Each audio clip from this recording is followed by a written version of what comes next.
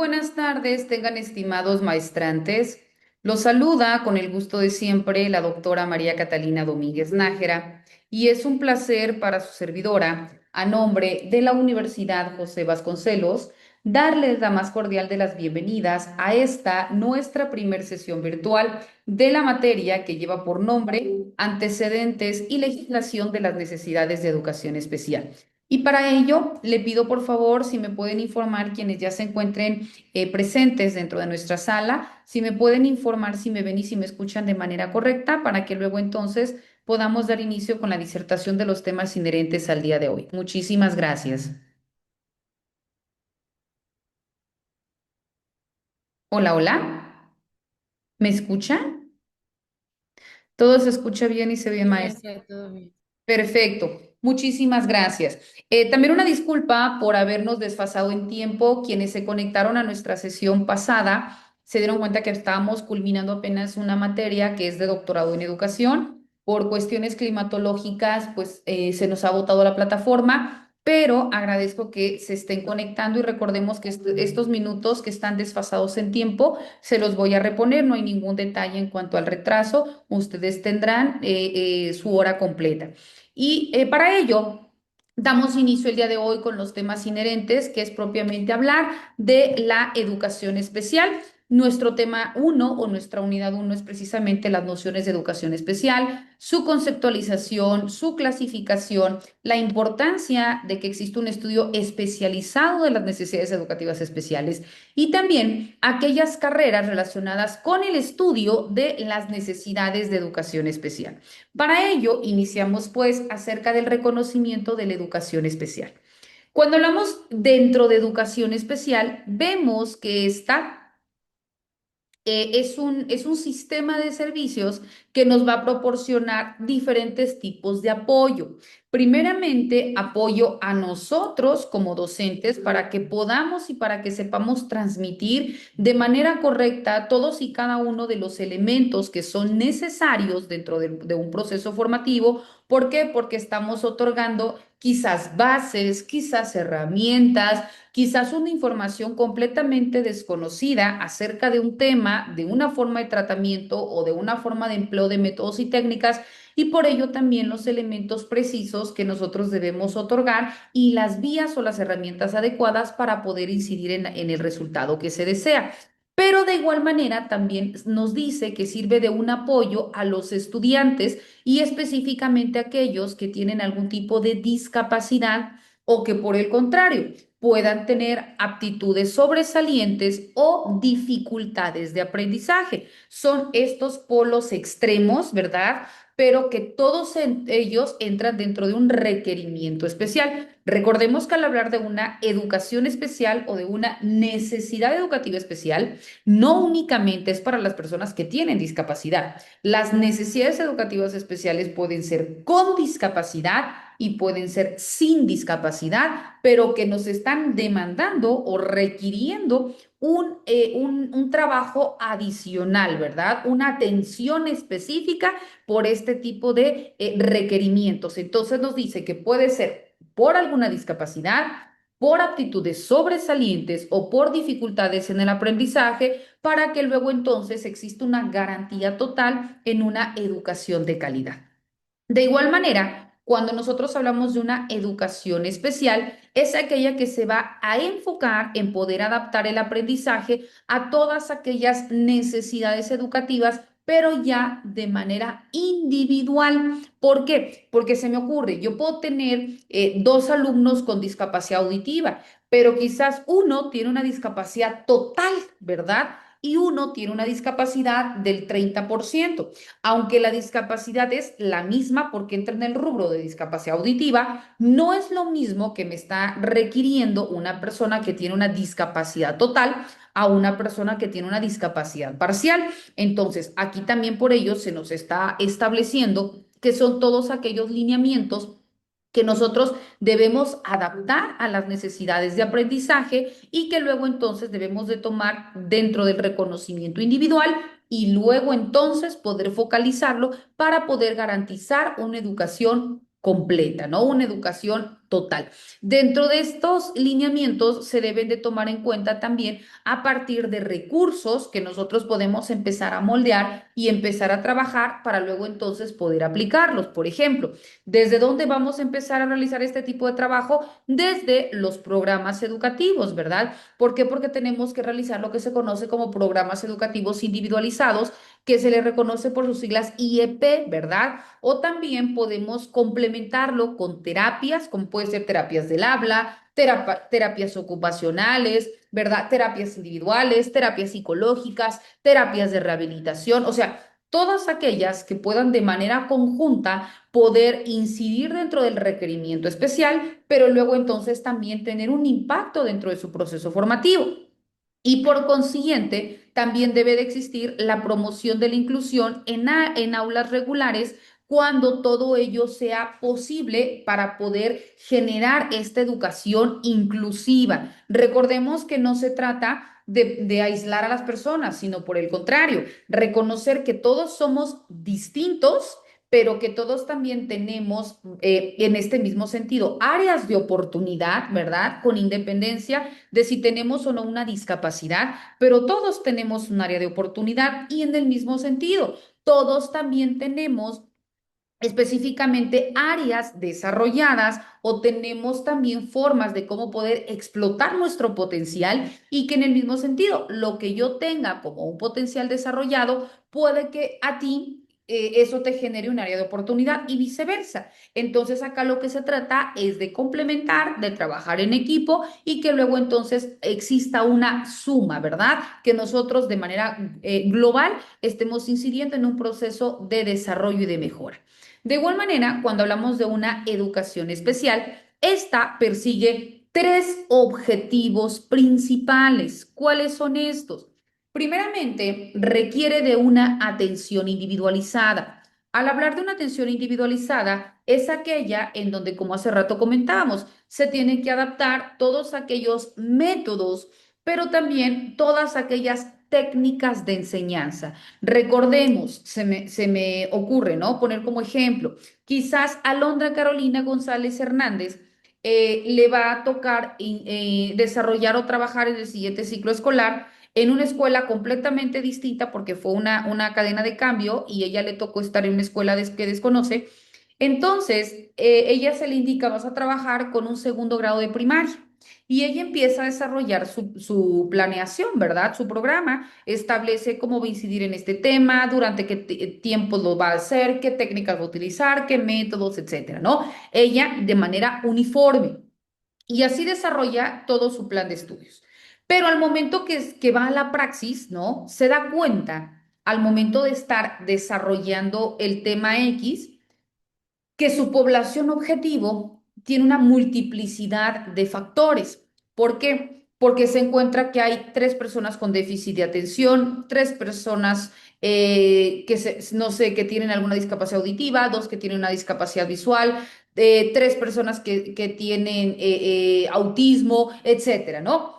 Se encuentra que tiene un grupo donde le está demandando diferentes tipos de actividades o le está requiriendo diferentes tipos de necesidades educativas especiales.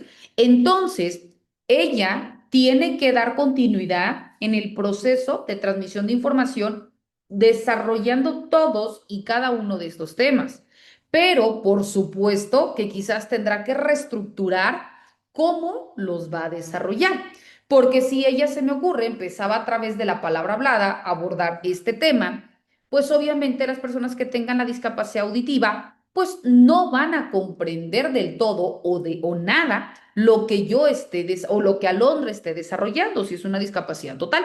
Entonces, si Alondra no utiliza otras herramientas para poder incidir en el proceso formativo de estos alumnos, aunque su objetivo, su fin no sea vulnerar su derecho humano a la educación, por omitir realizarlo, por supuesto que está vulnerando este derecho humano. Entonces, acá nos dice pues que se debe primeramente identificar nuestra población objetivo, que es en donde nosotros vamos a impactar, y luego entonces realizar esta atención individualizada, empezar a adaptar todos estos métodos de enseñanza que existen, complementarlo con las técnicas de enseñanza, luego entonces con los recursos y con todo aquel apoyo que se tenga o también que yo pueda hacer uso de ellos, aplicando, claro está, las herramientas digitales que sin lugar a duda también son una herramienta muy importante y que también incide de manera significativa en el proceso formativo de los alumnos. ¿Para qué? Para que podamos incidir de mejor manera en las necesidades particulares que cada alumno está teniendo. Otro de los objetivos especiales o de los objetivos principales que se aboca a la educación especial es la promoción de la inclusión. Cuando hablamos de la promoción de la inclusión, es aquella que busca integrar a los alumnos que tengan algún tipo de necesidad educativa especial en las aulas regulares. ¿Para qué? Para que se eliminen todas aquellas barreras que existan en el aprendizaje y que se fomente la participación, el respeto, la ayuda mutua, la empatía, la tolerancia, el respeto, la diversidad, o sea, todos aquellos elementos que sin lugar a dudas son importantes y que tienen que ponderarse dentro de un proceso formativo. Recordemos que al hablar de una educación ya es dejar a un lado la vieja escuela, ¿no? O la escuela tradicional, en donde únicamente se llegaba a desarrollar o transmitir todo lo que marcaba un plan de estudios, sino que a la par del plan de estudios también se debe o se tiene que incidir en una educación valoral, es decir, una educación en donde no nada más formemos a personas que tengan un conocimiento en base a un determinado grado o a un determinado nivel académico, sino que también estemos formando alumnos que sean mejores ciudadanos, ¿no? Para que de manera complementaria estemos generando un mejor beneficio social. Ahora bien, dentro de este elemento, cuando hablamos de la promoción de la inclusión, decíamos que busca que todos nosotros como docentes, pero sobre todo que todos los alumnos que puedan tener algún requerimiento especial o necesidad educativa especial, pues nos encontremos inmersos en todos aquellos que quizás no me están demandando una necesidad especial, pero por supuesto que todos nos encontramos dentro de un proceso formativo, dentro de un proceso educacional y que se eliminen todo este tipo de barreras, de estereotipos, de conductas discriminatorias y que se fomente la participación, ¿verdad? Y por último, se habla dentro del tercer objetivo, es el desarrollo de habilidades. Cuando hablamos del desarrollo de habilidades, sabemos que todos los seres humanos podemos tener más desarrollados algunas, o desarrolladas, perdón, algunas habilidades y que también, como hace rato decíamos, que tenemos pues marcados, ¿no? Las áreas de oportunidad, ¿no? Entonces, este desarrollo de habilidades ayuda a los estudiantes, como su nombre lo dice, a poder generar, mejorar o desarrollar tanto habilidades académicas, habilidades sociales y en general todas aquellas habilidades que les puedan servir para poder desarrollarse en la vida, ¿no? Promoviendo en todo momento la autonomía y la participación dentro de la comunidad, ya que primero iniciamos dentro de la escuela, pero luego entonces esto va generando una réplica en la escuela, en la comunidad y en todos aquellos lineamientos o lugares en donde el individuo haga pues de uso diario, ¿no? Las actividades en su día a día, ¿no? Después, cuando hablamos también de una educación especial, por supuesto que deben existir diferentes líneas de apoyo con las cuales se pueda trabajar de manera conjunta, tanto nosotros que nos encontramos dentro del rubro de formadores o transmisores de conocimiento, pero también de las personas que tienen algún tipo de requerimiento especial. Y por ello se debe trabajar primeramente bajo el rubro de programas educativos individualizados, que es lo que hace rato decíamos al momento de señalar el IEPC. Cuando hablamos el programa de educativo individualizado, son todos aquellos planes que son personalizados en donde van a describirse o van a detallarse todos aquellos objetivos y todos aquellos servicios específicos que se van a otorgar a los estudiantes. ¿Cómo va a ir midiéndose el resultado? En ese mismo sentido, el tipo de metas que se persiguen a un corto, a un mediano y a un largo plazo.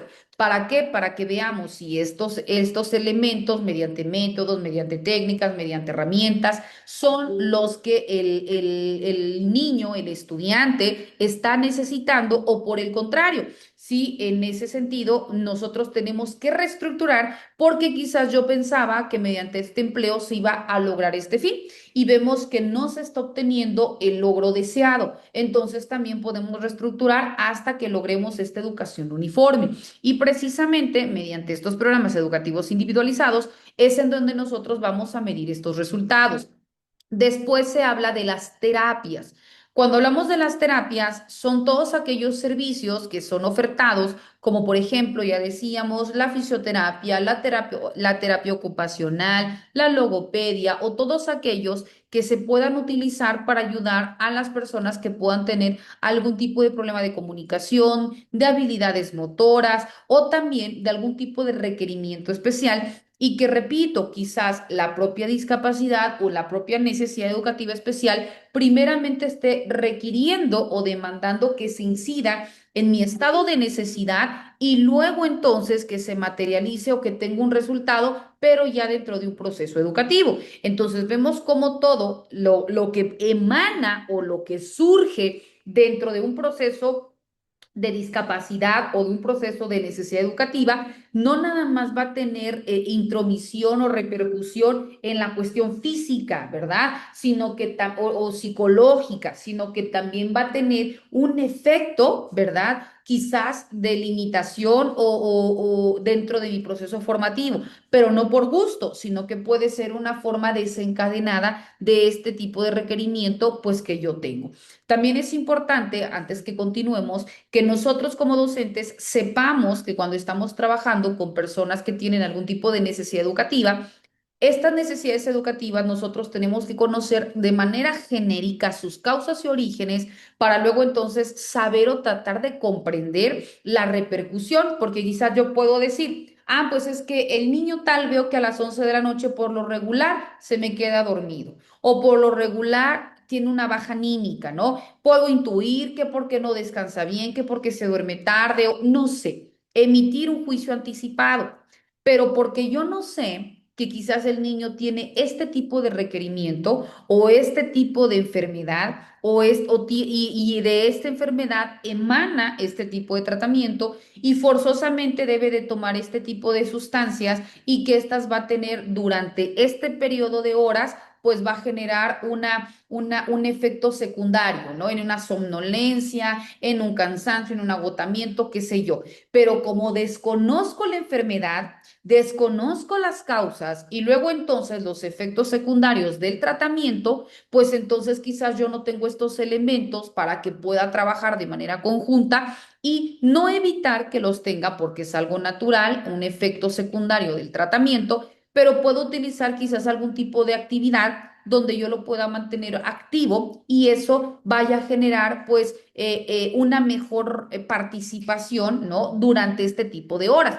Y por ello es importante que al menos nosotros que estamos dentro de esta maestría en educación especial o necesidades educativas especiales, pues de manera genérica, si es que ya lo llevaron, qué bueno, y si no, pues al menos que conozcan lo que es el manual de la clasificación internacional del funcionamiento de la discapacidad y de la salud.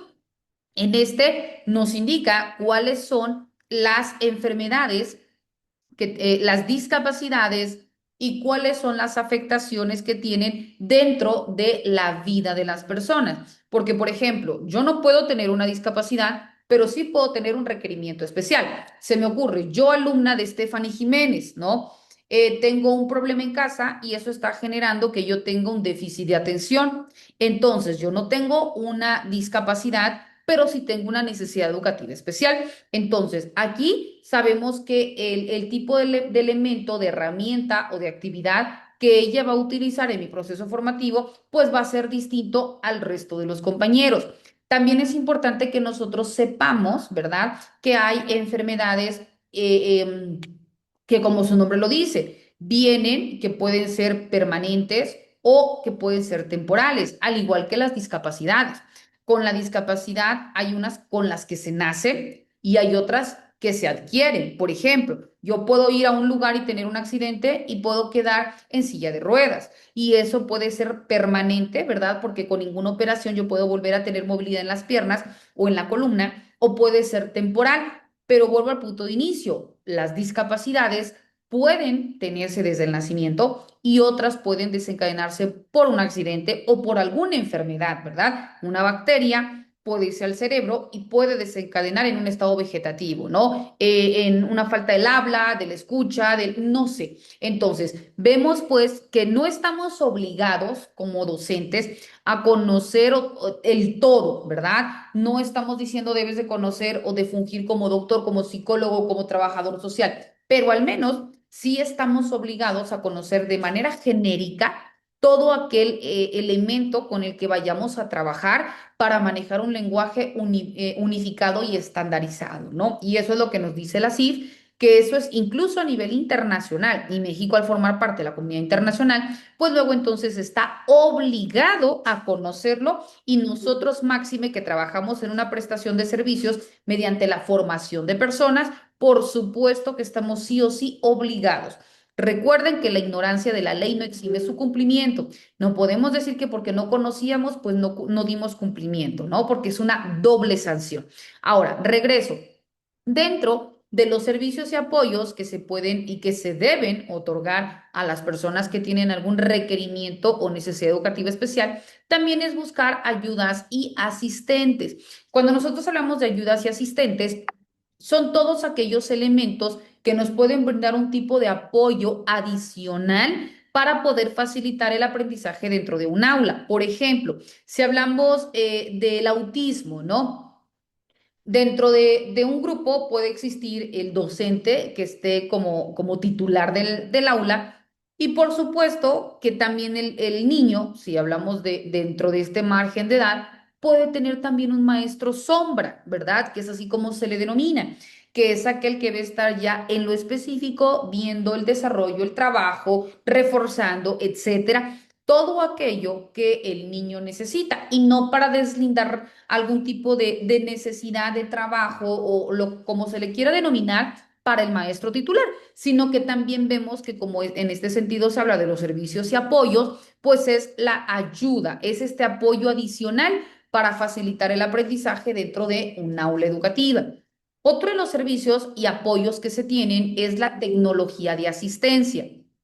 Cuando hablamos dentro de la tecnología de asistencia, es cuando nosotros también podemos hacer uso de equipos y de herramientas tecnológicas para apoyar el proceso de aprendizaje y la comunicación. Como hace rato les decía, la era de la globalización pues también nos da un sinfín de herramientas, ¿verdad? Tecnológicas que nosotros podemos hacer uso para poder transmitir de mejor manera o impactar de mejor manera hacia nuestra población objetivo, quizás utilizando algún tipo de elementos, no sé, quizás yo no sé del todo utilizar sí, utilizar el lenguaje de señas, entonces me puedo apoyar quizás de una herramienta digital para luego entonces yo lo digo, la computadora lo replica a través de este lenguaje de señas y logramos incidir dentro del proceso formativo. O así yo te puedo citar cualquier otra vía o otra herramienta tecnológica, pero que vemos que también tiene estos aspectos positivos. Otro de los elementos también es brindar servicios de orientación. Cuando hablamos de los servicios de orientación, son aquellos que nos ofrecen apoyo, pero que también nos ofrecen estrategias a nosotros como docentes, pero también a las familias. Por ello, este tema va muy de la mano con el último tema que marca la primera unidad, que son las carreras con las que se tiene una vinculación o interrelacionadas. ¿Por qué? Porque se me ocurre, yo veo que existe un vacío dentro del acompañamiento activo que tienes o que debe de tener la familia de este alumno, porque si bien tiene esta discapacidad o tiene este requerimiento especial, pero sabemos que un agente socializador importantísimo, por supuesto, es la familia, que es el primer agente socializador, porque es en donde el alumno pues se encuentra la mayor parte de su tiempo, ¿verdad? Que es en casa. Entonces, si de aquí no hay el reconocimiento porque tiene esta discapacidad o este requerimiento especial, y yo solo hago el conocimiento a la familia y me dice, no, es que el que está mal no es mi hijo, sino usted, ¿no? Es más fácil negar que aceptar. Entonces, desde ahí empezamos a detectar que tenemos que trabajar con la familia, porque hay barreras. Y si nosotros nos negamos a un reconocimiento, pues obviamente no vamos a poder brindar todos aquellos apoyos o necesidades que se tiene, porque recordemos que esto es un trabajo en equipo, en conjunto. La familia, si se necesita, se me ocurre pues la cuestión médica adelante, si se necesita la cuestión rehabilitatoria en el mismo sentido, la cuestión psicológica, nosotros como docentes, todos aquellos que tengan en mayor o en menor participación, pero que al fin y al cabo tengan una participación dentro del proceso de desarrollo de la persona, ¿no? Del niño, niña, adolescente, qué sé yo. Entonces, este tipo de servicios de orientación pues son aquellos, como decíamos, que van a ofrecer apoyo, pero que también van a ofrecer mayores estrategias tanto a las familias como también a nosotros como docentes. Y que también ahí vamos a ver esta suma, por eso decíamos carreras interrelacionadas, porque vemos que también vamos a tejer estas redes de apoyo. Yo, docente, sé o conozco lo que voy a realizar, pero necesito de ti, psicóloga, ¿no? Ah, bueno, trabajo en conjunto con DIF, trabajo en conjunto con una asociación civil, qué sé yo. Ah, necesito el área de trabajo social para visitas domiciliarias, para ver cómo se encuentra el niño en casa, para ver si esto no está generando el tipo de violencia por esto y por el otro y por el otro. Ah, entonces en el mismo sentido, pues a las áreas de trabajo social. O que necesito la cuestión médica, pues identifico esta vía de comunicación o de relación con el área médica, o con el área rehabilitatorio, con el área, no lo sé. Todos aquellos, repito, que tengamos una interacción inmediata con la persona que tiene este requerimiento especial. Después, dentro del rubro de necesidades educativas especiales, pues también es importante que nosotros identifiquemos qué son las necesidades educativas especiales. Al hablar de las necesidades educativas especiales, vemos que estas, sin lugar a duda, pues nos van a hacer referencia a todos aquellos requerimientos, como hemos dicho, o necesidades educativas especiales cuando una persona necesita adaptar propiamente elementos, herramientas, programas de escolarización, etcétera, que vayan enfocados hacia un alumno, hacia un grupo de personas, para que exista un mejor desarrollo en su proceso de aprendizaje independientemente del tipo de capacidades que éste tenga. Entonces, cuando hablamos de una necesidad educativa especial, pues incide o tiene como objetivo primario lograr la tan anhelada inclusión educativa, ¿no? Que todos nos encontremos en igualdad de oportunidades, que tengamos también los mismos elementos de desarrollo y que en ese mismo sentido logremos el fin último que es garantizar nuestro derecho humano a la educación y alcanzar los objetivos que se pretenden para cada grado académico.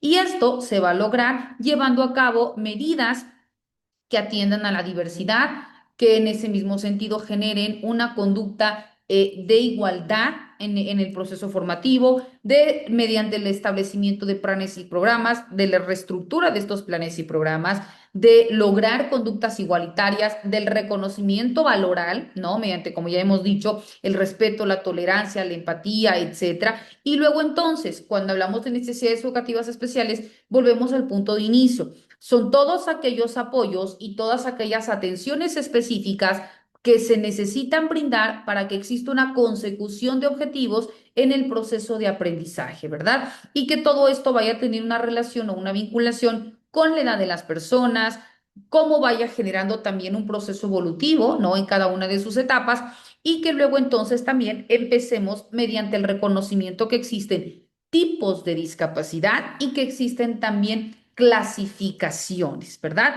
Cuando hablamos de los tipos de discapacidad, es importante que nosotros reconozcamos que existe la discapacidad física, la discapacidad psíquica, la discapacidad cognitiva o sensorial o conocida como trastornos de conducta, de comunicación y de lenguaje.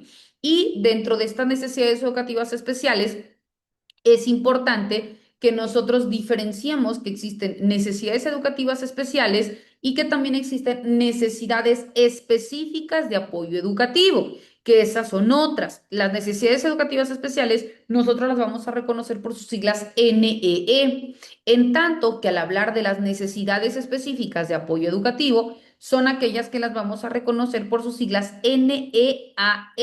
Repito, necesidades específicas de apoyo educativo. Estas necesidades específicas de apoyo educativo es todas aquellas que se van a considerar específicamente focalizadas al alumnado que pueda presentar necesidades educativas especiales, como por ejemplo altas capacidades, dificultades específicas del aprendizaje o incorporación tardía al sistema educativo. Entonces, ahí vamos a hablar dentro de estas necesidades específicas de apoyo educativo. Caso contrario, cuando me está requiriendo una atención especial, entonces los vamos a focalizar dentro de la nominación de necesidades educativas especiales. Como decíamos, cuando hablamos de los tipos de necesidades educativas especiales, vamos a partir acerca de lo que se conoce como una discapacidad intelectual. Dentro de la discapacidad intelectual, vemos que este término es aquel que se utiliza para que nosotros podamos describir ya sea una condición en donde una persona puede tener una dificultad, ya sea para aprender los niveles esperados y también para poder funcionar o para poder establecer o fusionar estos conocimientos y aplicarlos en su vida cotidiana. Entonces, los niños pueden presentar este tipo de discapacidad intelectual y lo pueden presentar desde diferentes grados académicos y que estos se van a clasificar como problemas leves y que estos pueden ir hasta los problemas graves. Existen problemas leves, levísimos y graves, ¿verdad? ¿Cómo se van a ir clasificando? Dependiendo la naturaleza del cómo estos se desarrollen dentro del proceso académico del niño. ¿Cuáles son las causas de la discapacidad intelectual? Bueno, la discapacidad intelectual puede también generarse a consecuencia de problemas que ocurren antes del nacimiento y que se pueden dar hasta los 18 años de edad. Dentro de sus causas pueden ser por lesiones, pueden ser también producidas por enfermedades o pueden ser también producidas por problemas en el cerebro. En algunos casos, dentro de las detonantes, de manera precisa, pues no se conocen, pero sus causas más comunes incluyen, por ejemplo, el síndrome de Down, el síndrome alcohólico fetal, el síndrome frágil, ¿no? Que se le conoce como X frágil, algunas afecciones genéticas, algunos defectos cognitivos o también infecciones que ocurren antes del nacimiento. Otras causas también pueden ocurrir durante el parto o también poco después del nacimiento. Por ello, las causas pueden no presentarse hasta que el niño es mayor, como por ejemplo, como lesiones en la cabeza, accidentes cerebrovasculares o también ciertas infecciones que en un momento se pueden ir directamente hasta el cerebro y que puede generar este tipo de discapacidad intelectual. Dentro de los síntomas que presentan o que se pueden presentar al momento de hablar de la discapacidad intelectual, estos pueden variar dependiendo el grado en que se presenten y la condición en la que se presenten. Pero cuando hablamos, por ejemplo, del caso más grave, es cuando se pueden identificar síntomas, por ejemplo, condiciones genéticas. Ahí estamos hablando del síndrome de Down o el síndrome del cromosoma X frágil, que es como también se le conoce. Cuando hablamos, por ejemplo, dentro de los problemas durante el embarazo, estos son aquellos que no permiten que el desarrollo, que exista un desarrollo correcto del feto y puede ser debido a consumo del alcohol, a consumo de drogas, a desnutrición, a infecciones o incluso también a problemas como la preeclampsia, ¿no? Pueden existir también emanados de problemas durante el parto, como puede ser el problema de la falta de oxígeno, ¿verdad? Al momento de que existe el alumbramiento o también el nacimiento prematuro. Estas cuestiones, dependiendo qué tan anticipado nació el producto de la concepción, por supuesto que también puede generar esta discapacidad intelectual. También otro tipo de circunstancias pueden ser enfermedades o lesiones. Cuando hablamos dentro del rubro de las enfermedades o de las lesiones, aquí vemos que pueden existir enfermedades como la meningitis, la tosferina, el sarampión, entre otras, que pueden causar alguna discapacidad psíquica y que además pueden generar desnutrición extrema, exposición a sustancias tóxicas, ¿no? O incluso también generar estas infecciones cerebrales. Y hay otra que entran dentro del rubro de causas desconocidas.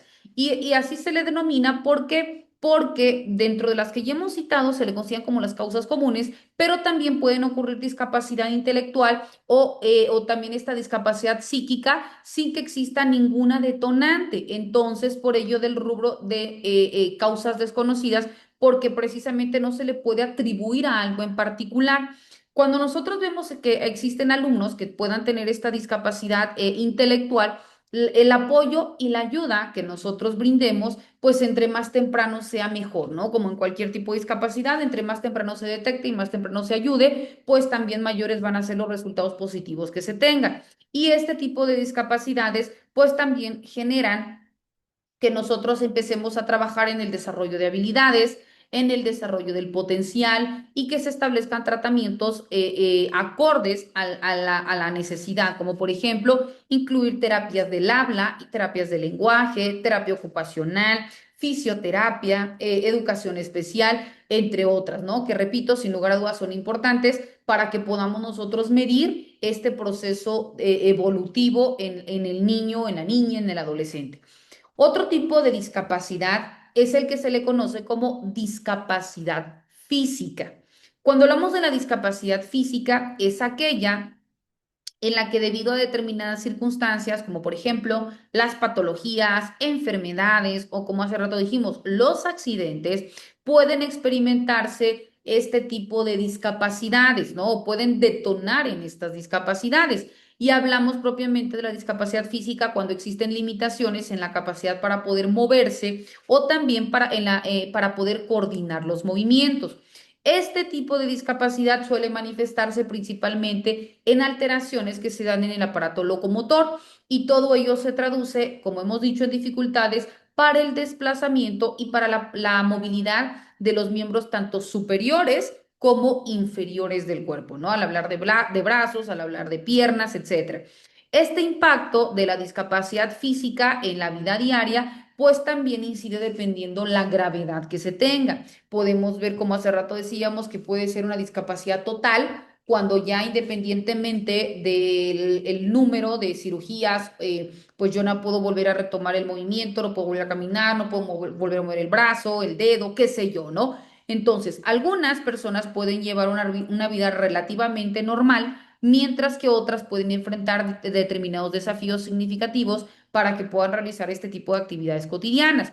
Y este tipo de condiciones también, como hemos visto, pueden surgir dependiendo de diferentes alteraciones genéticas, pueden ser emanadas de enfermedades hereditarias, pueden también llegarse a estas por accidentes, por derrames cerebrales o también por alguna otra situación traumática. Entonces, vemos pues que también al hablar de enfermedades puede ser por una lesión medular, puede ser por una esclerosis múltiple, puede ser también por enfermedades congénitas. Entonces, todo ello puede detonar en una discapacidad física.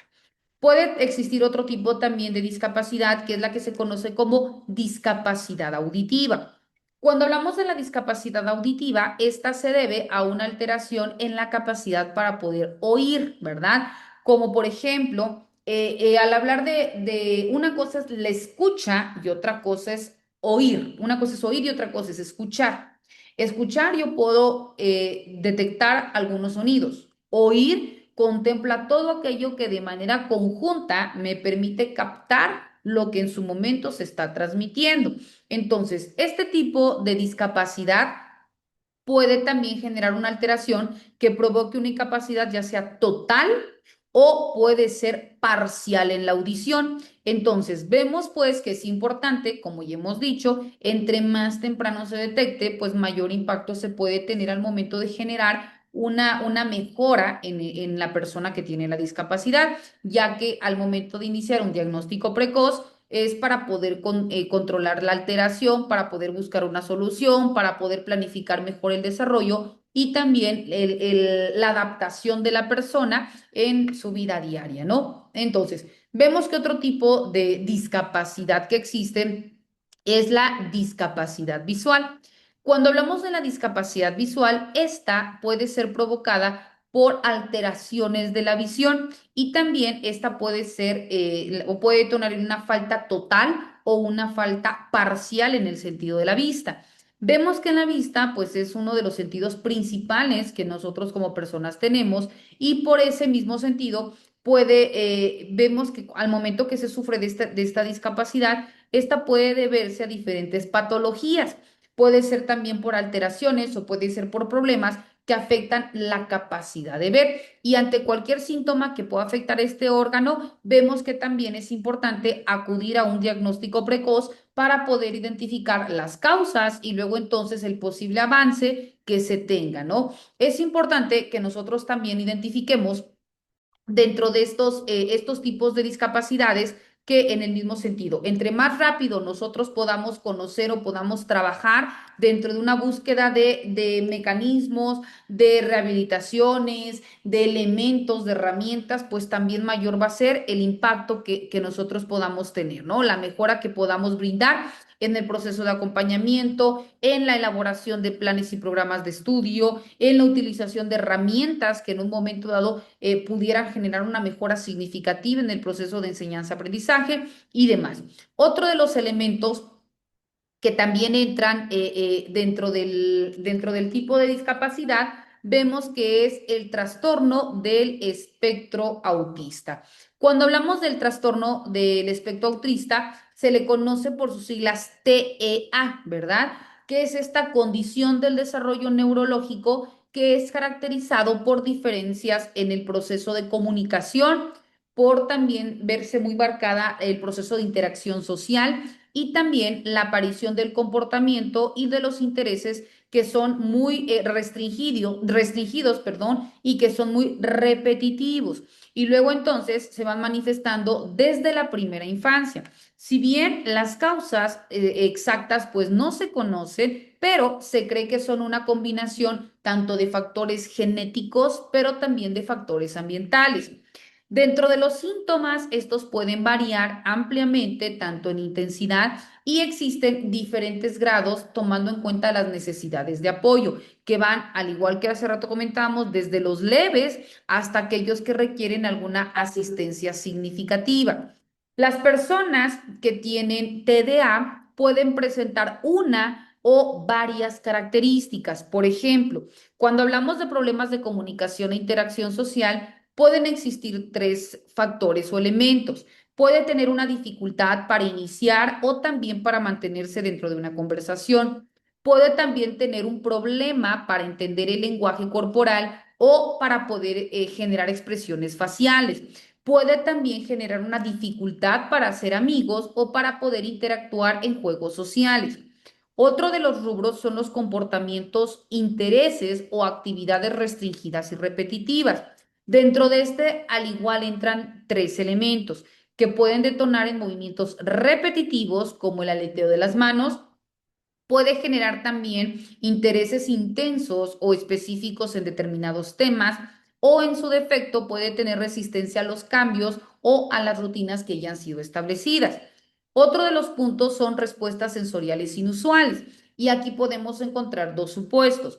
El primero es la sensibilidad elevada o reducida a los ruidos, a las luces, al tacto o a los sabores, o también una sobrecarga sensorial por ruidos o multitudes.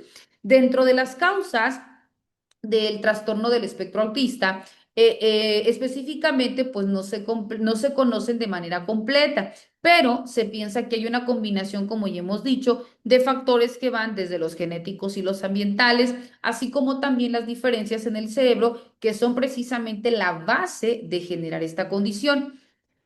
Otro de los elementos que también son marcados dentro de los tipos de discapacidad son las que se conocen como trastornos por déficit de atención y que estos pueden ser con o sin hiperactividad. Cuando hablamos del trastorno por déficit de atención con o sin hiperactividad, se le conoce como TDA o TDAH, ¿verdad? Y es un trastorno del neurodesarrollo que se va manifestando con dificultades en la atención, en la impulsividad y en la hiperactividad o en la hiperactividad, dependiendo si es con hiperactividad o sin hiperactividad. Existen diferentes tipos de presentaciones. Por ejemplo, cuando hablamos de la combinada, ahí estamos hablando que es aquella que tiene síntomas de inatención e hiperactividad o impulsividad. La segunda que es predominantemente inatenta. Cuando hablamos de predominantemente inatenta es sin hiperactividad y a veces se le conoce por sus siglas TDAH, que es el trastorno por déficit de atención. Y cuando hablamos de la última es la predominantemente hiperactiva e impulsiva. Y esta es cuando se realiza un diagnóstico adecuado y nos arroja un tratamiento para tratar de mejorar el funcionamiento del individuo, específicamente por esta función hiperactiva que tiene en su anatomía. Dentro de las características principales del trastorno por déficit de atención, cuando hablamos de una inatención, es cuando se le conoce por déficit de atención y dentro de ellas se encuentran cinco supuestos. Primero, dificultad para poder prestar atención a los detalles y también cometer errores por descuido. En la segunda encontramos que existe dificultad para poder solventar los problemas específicamente porque no se escucha cuando se les habla directamente. Tercero, cuando existen los problemas para mantener la atención en tareas o actividades. Cuarto, cuando hablamos de la dificultad para poder organizar tareas y actividades, así como también para seguir determinadas instrucciones. Y quinto, cuando se evitan tareas que requieren algún esfuerzo mental sostenido. Entonces, estamos hablando del déficit de atención o también conocido como inatención. Después encontramos la hiperactividad e impulsividad y esta también nos lleva a cinco supuestos, que es cuando se presenta inquietud y dificultad para mantenerse sentados, cuando se habla en exceso, cuando se interrumpen a otros o se tiene dificultad para poder esperar un turno, cuando se toman decisiones precipitadas sin considerar las consecuencias de los actos o también cuando se tiene dificultad para controlar las respuestas o emociones. Dentro de los tipos de trastornos por déficit de atención o con hiperactividad o sin hiperactividad, ya dijimos que son tres, que son los de tipo combinado, los de tipo predominantemente inatento, que es el TDAH, y los tipo predominantemente hiperactivo o impulsivo. Cuando hablamos del tipo combinado, ya dijimos que son aquellos cuando se presenta tanto síntomas de inatención como de hiperactividad e impulsividad. Cuando hablamos del tipo predominantemente inatento, que es el TDA, que es el trastorno por déficit de atención, se caracteriza principalmente por la falta de atención y la distracción sin que exista un comportamiento hiperactivo notable. Y cuando hablamos del tipo predominantemente hiperactivo impulsivo, este se va a caracterizar por comportamientos hiperactivos e impulsivos sin una falta de atención importante.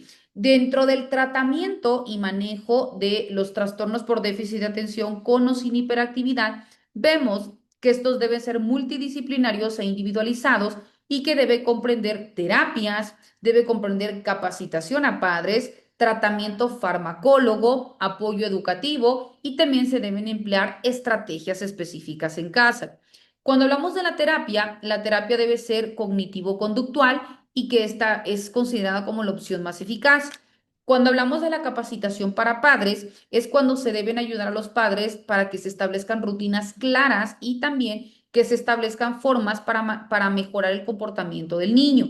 Cuando hablamos del tratamiento farmacológico, pues debe ser también cuando el médico así lo determine, dependiendo del estado de necesidad del paciente, ¿no? Y que esto pues es útil en muchos casos. Cuando hablamos de que existe un apoyo educativo, es cuando se necesita la intervención de profesionales como psicopedagogos o también terapeutas ocupacionales para que sea específicamente impactante en un área del alumno. Y también se deberán establecer estrategias en casa. Como hemos dicho, establecer rutinas claras, directas, precisas y que ayuden a mantener o mejorar el autoestima. Otro de los elementos también importantes que se consideran dentro de los tipos de discapacidad o de, más bien de necesidades educativas especiales, son los que se conocen como trastornos de la comunicación. Al hablar de los trastornos de la comunicación, se dice que son aquellas dificultades para poder comprender o para poder utilizar el lenguaje y el habla. Y entonces vemos que lo que afecta a la interacción social, académica y profesional es precisamente estos trastornos dentro de la comunicación. Dentro de ellos incluyen problemas en la expresión, es decir, en la manera de hablar, en la fluidez que se tenga, o también puede ser al momento de recepcionar la información. Esto es generado en la comprensión del lenguaje y también el uso social que se tiene. Y por ello puede deberse ya sea a causas de desarrollo neurológicas o también biológicas y se pueden manifestar de diversas formas como trastornos del lenguaje, que es la dificultad para poder usar símbolos, trastornos del habla, que son los problemas del pronunciamiento y la fluidez, o también puede deberse a trastornos de la audición y trastornos dentro de la comunicación social. Cuando hablamos dentro del trastorno del lenguaje, son las dificultades para poder comprender o también para poder utilizar un sistema de símbolos que pueden ser hablados, que pueden ser escritos o que pueden ser de signos. Cuando hablamos de trastornos del habla, aquí detonan los problemas con la producción de sonidos, como la pronunciación, como también la articulación o la fluidez del habla, perdón. Cuando hablamos de los trastornos de la audición, son aquellas dificultades para poder escuchar que van a afectar precisamente a la comunicación. Existen también los trastornos dentro del procesamiento auditivo central, que se le conoce por sus siglas CAPD, es decir, CAP, ¿verdad? Repito, trastornos del procesamiento auditivo central. Y estos recaen en los problemas para procesar y también para poder interpretar los sonidos que se escuchen. También existen los trastornos de la comunicación social, que son aquellas dificultades para poder usar la comunicación de manera efectiva en los diferentes contextos sociales. Dentro de las principales sintomatologías que se presentan son los problemas de pronunciación, la dificultad para seguir una conversación, la dificultad también para poder encontrar la palabra adecuada y luego entonces expresarlo a partir de ideas. De igual manera, la repetición de palabras o sonidos, que se le conoce a partir del tartamudeo, los problemas para poder comprender lo que otros dicen y las alteraciones en la calidad de la voz. Dentro de las posibles causas que detonan los trastornos de la comunicación, pueden ser problemas por desarrollo, biológicos, genéticos o también por circunstancias adquiridas. Cuando hablamos dentro del desarrollo, vemos que puede dependerse anormalidades en el cerebro durante el desarrollo. Pueden ser biológicas, que es la exposición a toxinas durante el embarazo. Pueden ser genéticas, emanadas de factores hereditarios, o pueden ser adquiridas, que son aquellas condiciones que aparecen después del nacimiento, como por ejemplo lesiones cerebrales.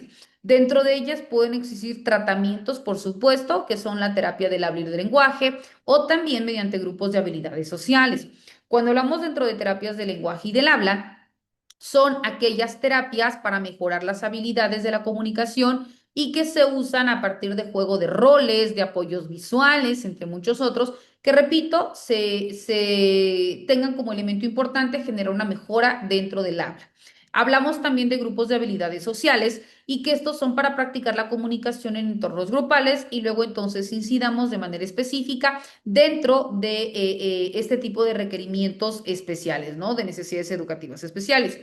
Otro de los tipos de necesidad educativa especial son los que se conoce como trastornos graves de la conducta.